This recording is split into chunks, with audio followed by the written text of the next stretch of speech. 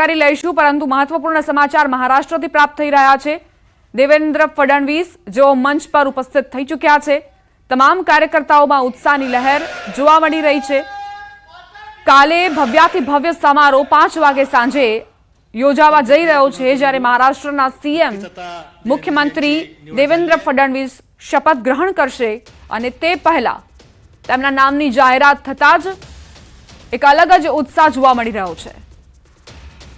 નવા સીએમ મુખ્યમંત્રી મહારાષ્ટ્રને મળવા જઈ રહ્યા છે। વિજય રૂપાણી પણ હાજર છે। પૂર્વ મુખ્યમંત્રી ગુજરાતના જેમને નિરીક્ષક નિયુક્ત કરવામાં આવ્યા હતા। કેન્દ્રીય મંત્રી નિર્મલા સીતારમણને પણ નિરીક્ષક નિયુક્ત કરવામાં આવ્યા હતા અને એક બેઠક મળી ધારાસભ્ય દળની, જે બેઠકમાં નક્કી કરાયું મુખ્યમંત્રીનું નામ અને દેવેન્દ્ર ફડણવીસના નામ પર મહોર મારવામાં આવી છે। મહારાષ્ટ્રના સિંહાસન પર હવે દેવેન્દ્ર ફડણવીસ ફરી એક વખત બિરાજમાન થશે અને મહારાષ્ટ્રની કમાન સંભાળશે। આવતીકાલે શપથ ગ્રહણ સમારોહનું આયોજન કરવામાં આવ્યું છે। હવે સવાલ અહીં એ થઈ રહ્યો છે કે મુખ્યમંત્રી દેવેન્દ્ર ફડણવીસ રહેશે, પરંતુ જે સાથી પક્ષો છે તેમના ફાળે આખરે કેવી જવાબદારી રહેશે? કયા કયા પોર્ટફોલિયો મંત્રીમંડળમાં જે સામેલ થવાના છે તે મંત્રીઓને મળશે અને સાથે જ શિવસેના, એકનાથ શિંદે જૂથ અને અજિત પવારની એનસીપી બંનેના કયા એવા નેતાઓને પસંદ કરવામાં આવશે કે જેઓ મંત્રી બનશે અને અજિત પવાર અને એકનાથ શિંદેને પણ કઈ જવાબદારી મળશે? મુખ્યમંત્રીના નામ પર સસ્પેન્સ હતું, તે હવે તેના પરથી પડદો ઉંચકાઈ ચૂક્યો છે। તમામ ટોચના નેતાઓ અત્યારે फडणवीसने વધાવી રહ્યા છે। त्यांची सकाळी बैठकी झाली। कोर कमिटीच्या सदस्यांना विनंती आहे त्यांनी सर्वांनी वरती येऊन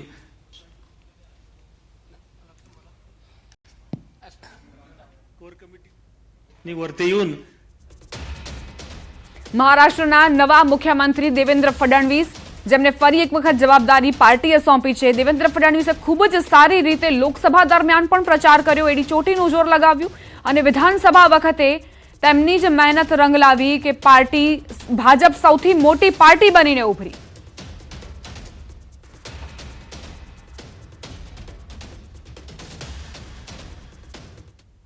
ન્યૂઝ 18 ગુજરાતીના અહેવાલની ધારદાર અસર જોવા મળી છે। નિંદ્રાધીન કચેરીના કર્મચારીની ઊંઘ હરામ।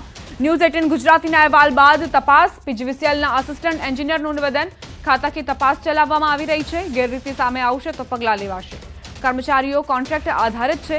કસ્ટમર કેરમાં તમામ કર્મચારીઓ ઊંઘ કરતાનો વિડીયો વાયરલ થયો હતો। ગ્રાહકો ફરિયાદ માટે ફોન કરતા હોય છે, પરંતુ ફોન નથી ઉપાડવામાં આવતા। રાત્રિના સમયે તમામ કર્મચારીઓ એકસાથે ખુરશી પર સૂઈ જતા હોવાનો વિડીયો વાયરલ થયો હતો। 5 મહિના પહેલા પણ વિડીયો વાયરલ થયા હતા। કાલના દિવસમાં એક વિડીયો વાયરલ થયેલો છે, બરાબર છે। એમાં રાતના સમયનો હોય એવું જણાઈ આવે છે, બરાબર। રાતના 4-5 વાગ્યાના સવારના હોઈ શકે છે, બરાબર છે। અને આ સેન્ટર ઉપર છે ને ગ્રાહકની કમ્પ્લેન રિસીવ કરવામાં આવે છે અને જે તે સબ ડિવિઝન એને સોલ્વ કરવા માટે અહીંથી આપવામાં આવે છે। ના, એ પ્રાઇવેટ કંપનીના કર્મચારીઓ છે। એજન્સી સામે કાર્યવાહી કરવામાં આવશે। શું કરી શકે એના માટે તો હું છું નહીં સક્ષમ અધિકારી કે જેમને કહી શકું। હા હા, ઉચ્ચ અધિકારી સાથે વાત થઈ છે, એની યારે આજે ડિસ્કશન કરવાનું છે, બરાબર છે। અને એમડી મેડમ પાસે રિપોર્ટ માંગ્યો છે એના માટે। રાજકોટના ધોરાજીમાં નાની પરબડી ગામે સીમ વિસ્તારમાંથી એક યુવકનો મૃતદેહ મળતા ચકચાર મચી। આ યુવકને ગળે ફાંસો આપી હત્યા કરાઈ। મૃતદેહ મંદિર પાસે મૂકી દીધાનું સામે આવ્યું। આ મામલે પોલીસને જાણ કરાઈ છે। આ યુવકની હત્યા થઈ છે કે અન્ય કારણોસર મોત થયું છે તે મામલે પોલીસે તપાસ હાથ ધરી। જોકે પરિવારજનોનું કહેવું છે કે યુવકની હત્યા કરાઈ છે અને જ્યાં સુધી હત્યા કરનાર ઝડપાશે નહીં ત્યાં સુધી મૃતદેહનો સ્વીકાર નહીં કરે તેમ જણાવ્યું। દીવાબત્તી કરવા આવ્યો અહીં મંદિરે, ત્યારે આ પોઝિશનમાં આની લાશ જોઈ અને એની ગાડી પડેલી જોઈ। ત્યાં પડેલો હતો, બરોબર। મેં લાશને સ્પર્શ કરેલો નથી। પછી અહીંથી હું નીકળી, દીવાબત્તી કરી, મેં મારા કાકાને કાકીને બોલાવ્યા, એના મા બાપને કે ભાઈ તમારો વિમલો ક્યાં છે? તો કે એ હાંજનો નથી આવ્યો। મેં કીધું એ મંદિરે, આપણા દાદાના મંદિરે, મંદિરની દિવાલે પડ્યો છે, એની ગાડી ત્યાં છે। કોઈ બનાવ બનેલો છે? આ 10 વાગ્યાને કે 11 વાગ્યાના ગાળામાં કરીને તો સવારમાં અમને જાણ થઈ અમારા દાદા પરિવાર છે અહીંયા અમારા સાગઠિયા પરિવાર સુરાપુરા દાદા ત્યાં દીવાબત્તી કરવા આવતા અમારો ભત્રીજો એને આ જોયું અને અમને જાણ કરી. કોણે કર્યું હશે કઈ શંકા કોઈની હવે ઉપર? શંકાસ્પદ હવે આમાં કેવી રીતે ખબર પડે સાહેબ? આ ડેડ બોડી જોતા લાગે છે કે એનું મર્ડર થયું છે અને જેની ઉપર શંકા છે એના નામ પણ આપવામાં આવ્યા છે. ધોરાજી પોલીસ અહીંયા ઉપસ્થિત છે. તાત્કાલિક જે આરોપીઓ છે એની ધરપકડ કરે અને પંચનામું અને ડેડ બોડીનું પીએમ થયા બાદ એ લોકો વિરુદ્ધમાં ગુનો દાખલ કરીને તાત્કાલિક આરોપીઓને પકડવામાં આવે. જ્યાં સુધી આરોપીઓને પકડવામાં નહીં આવે ત્યાં સુધી અમે અનુસૂચિત જાતિ સમાજ દ્વારા નક્કી કરેલ છે કે આ ડેડ બોડી સ્વીકારવામાં આવશે નહીં. રોકાઈશું એક નાનકડા વિરામ માટે. આપ જોતા રહો ન્યૂઝ 18 ગુજરાતી.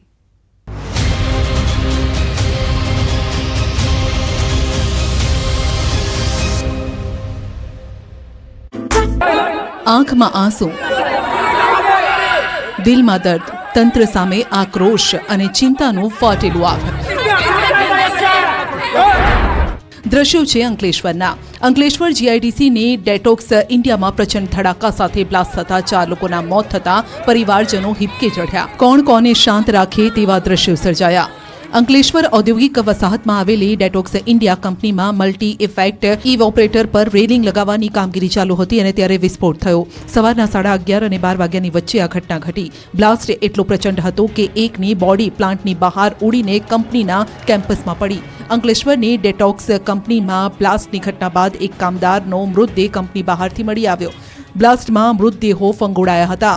બનાવની જાણ થતાની સાથે જ ફાયર ફાઇટર તેમજ સેફટી એન્ડ હેલ્થ વિભાગની ટીમ ઘટનાસ્થળે પહોંચી. આ તરફ પોલીસ કાફલો પણ ઘટનાસ્થળે પહોંચ્યો. બ્લાસ્ટની માહિતી મળતા જ લોકોના ટોળા કંપની બહાર એકઠા થયા. કામદારો દ્વારા વિરોધ પ્રદર્શન કરવામાં આવ્યું. કંપનીના ગેટ પર બેસી કામદારોએ હંગામો મચાવ્યો. અંકલેશ્વર જીઆઈડીસીમાં આવેલી ડેટોક્સ ઇન્ડિયા કંપની ઇન્ડસ્ટ્રીયલ વેસ્ટના નિકાલનું કામ કરે છે. ડેડિયાપાડાના ધારાસભ્ય ચેતર વસાવાએ 13 કિલોમીટરની પદયાત્રા યોજીને વિરોધ પ્રદર્શન કર્યું. ભરૂચ જિલ્લામાં ગેરકાયદે રેત ખનન, બિસ્માર રસ્તાઓ અને રોજગારીની માંગ સાથે રાજપારડીથી ઝઘડિયા સુધી 13 કિલોમીટરની પદયાત્રા યોજી, જેમાં મોટી સંખ્યા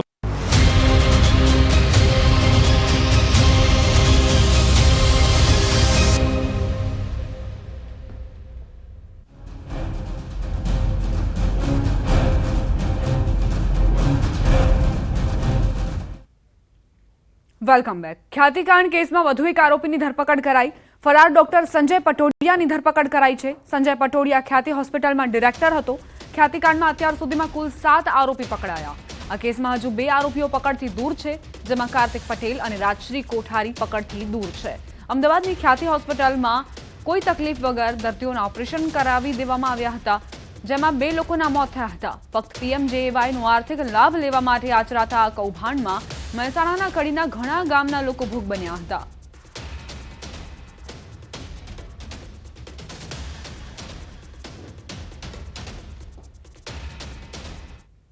હવે આગળ વાત કરીશું પોન્ઝી સ્કીમની.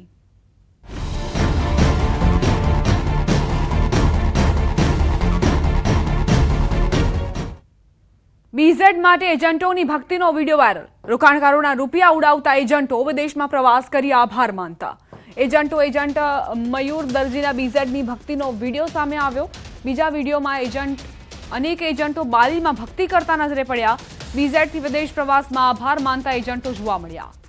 અવારનવાર જે વિડીયો વાયરલ થઈ રહ્યા છે તેમાં બીઝેડના એજન્ટોના ઠાઠમાઠ જોવા મળી રહ્યા છે. કઈ રીતે વિદેશ પ્રવાસ એજન્ટો કરી રહ્યા છે, આવો સાંભળીએ શું કહી રહ્યા છે એજન્ટો આ વિડીયોમાં.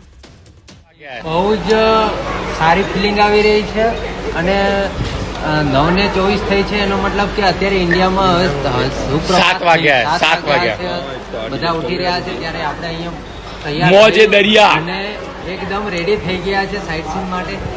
ખૂબ જ એન્જોયમેન્ટ થઈ રહ્યો છે અને બધાને ખૂબ મજા આવી રહી છે. Thank you. આ માટે ભૂપેન્દ્ર સરને ખૂબ ખૂબ આભાર. Thank you sir, thank you.